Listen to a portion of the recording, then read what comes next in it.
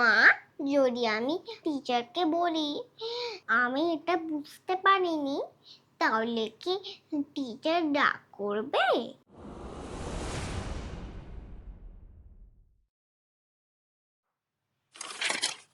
মা, যদি আমি বারবার প্রশ্ন করি সবাই কি ভাববে যে আমি কিছু পারি না?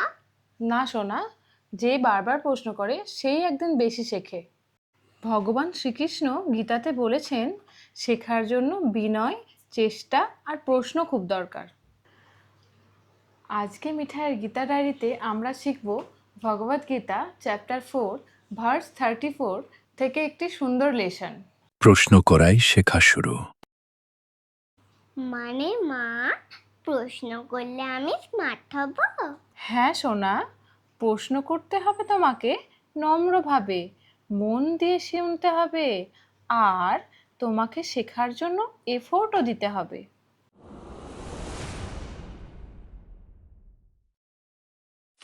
চলো আগে শ্লোকটা আমরা শুনে নিই। তদ্বিদ্ধি প্রণিপাতেন পরিপ্রশ্নেন সেবয়া উপদেক্ষ্যন্তি তে জ্ঞানম জ্ঞানিনস তত্ত্বদর্শিনঃ।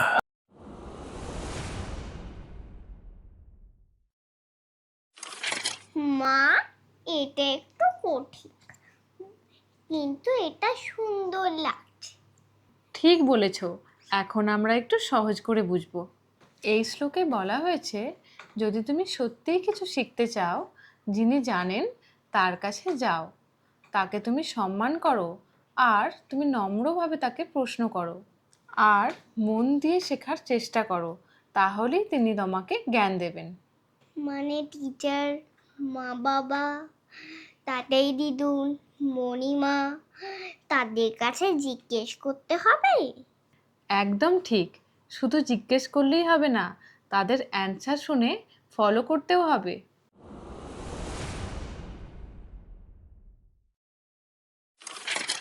মা, যদি আমি আমার স্কুলের টিচারকে বলি আমি এটা বুঝতে পারিনি, তাহলে কি টিচার রাগ করবে?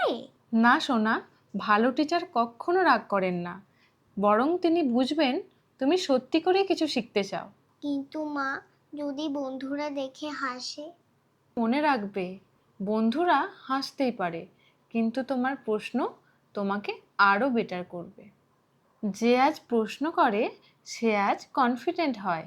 মানে মা, প্রশ্ন করা মানে ভালো কাজ? হ্যাঁ, খুব ভালো কাজ, কারণ অনেক সময় আমরা লজ্জা পাই। লার্নিং তখনই শুরু হয় যখন আমরা বলি আমরা কিছু শিখিনি বা আমরা বুঝতে পারিনি, আমাকে বুঝিয়ে দাও।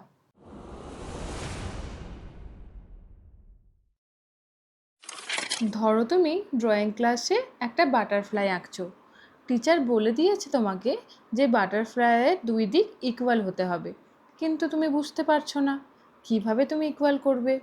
তাহলে আমি চুপ করে থাকবো না?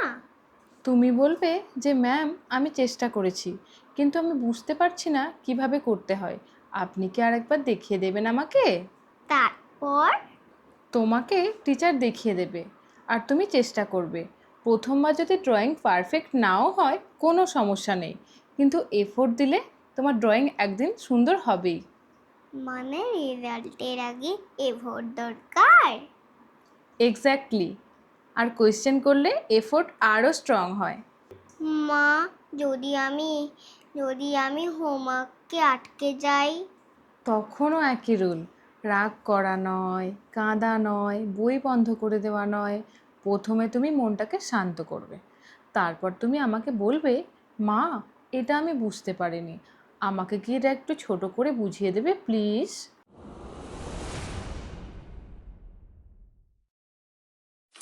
আজকের লেসন হলো, যে শিশু নম্রভাবে প্রশ্ন করতে শেখে সেই শিশু একদিন আত্মবিশ্বাস নিয়ে শিখতে শেখে। আজ থেকে আমি কিছু না বুঝতে পারলে ম্যামকে বলবো আমি এটা বুঝতে পারিনি, কিন্তু আমি শিখতে চাই। দ্যাটস দ্য স্পিরিট মিঠাই। তোমরাও কি আজ একটা কোশ্চেন করবে? কমেন্টে লিখে দাও তোমাদের বাচ্চারা আজকে কি নতুন কোয়েশ্চেন করেছে। আর মিঠাই অ্যান্ড মম ডায়েরি সাবস্ক্রাইব করতে ভুলবেন না। এই ছোট ছোট লেসন যেন আরও অনেক পরিবারের কাছে পৌঁছে যায়। আর ভালো লাগলে আপনারা শেয়ার করবেন প্লিজ। তো দিদ্ধি প্রণিপাতেন পরিপ্রশ্নেন সেবয়া, প্রশ্ন করি শিখতে চাই, ভয় পাবো না আর।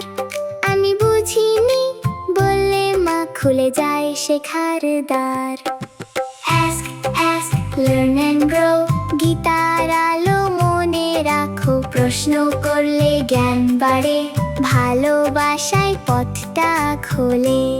প্রতি সপ্তাহে মিঠাই অ্যান্ড মম ডায়েরিতে শিখব গীতার এক রিয়েল লাইফ লেসন।